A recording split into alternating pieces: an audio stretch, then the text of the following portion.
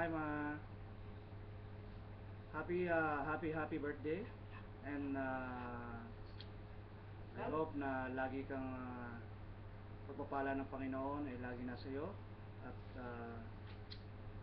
alam ko na ang bawat pagsubok na ating nararanasan ay lagi nandiyan ang Panginoon, hindi niya tayo pababayaan. And I'm so proud of you na lagi ka nandiyan at hindi mo pinapabayaan ang iyong sarili, maging ang ating anak, si Camille at si Selwyn. Nagpapasalamat ako sa iyo dahil you are a good mother. And I'm really thanks for everything you're supporting. And sa iyong karawan,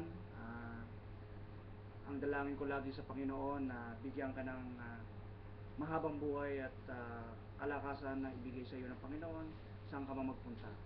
And I really love you, ma.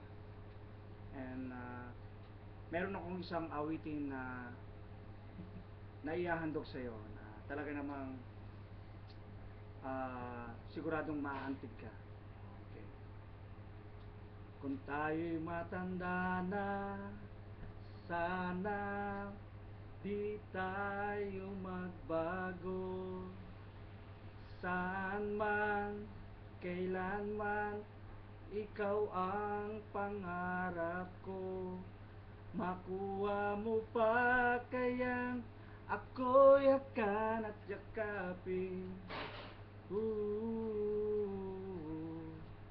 Ipapaalala ko sa'yo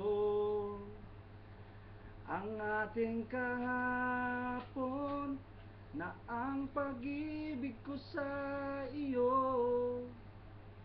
ay laging totoo. At kahit maputi na ang buhok mo.